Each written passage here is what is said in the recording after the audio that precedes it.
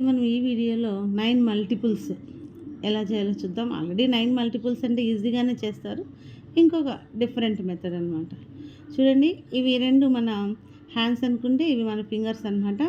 ఇప్పుడు 9 టేబుల్ని ఎలా చేయాలో చూద్దాం. చూడండి, 9 ఫైవ్జా కావాలి. 9 ఫైవ్జా, 5 ఎక్కడుంది? ఇక్కడ ఉంది. సో 9 ఫైవ్జా ఎంత అంటే 5కి ముందు ఎన్ని ఉన్నాయి?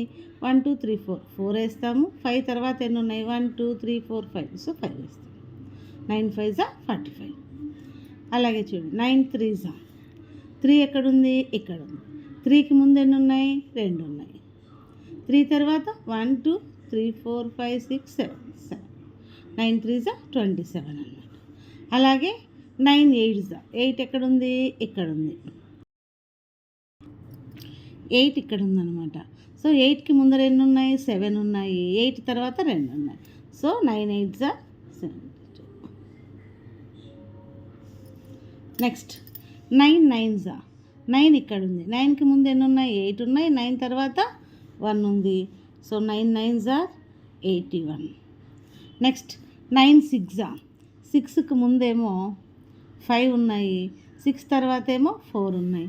9 సిక్సా 54. అలాగే 9 ఫోర్జా ఎంత వస్తుందో కామెంట్ చేయండి. దీన్ని చెక్ చేసుకోండి.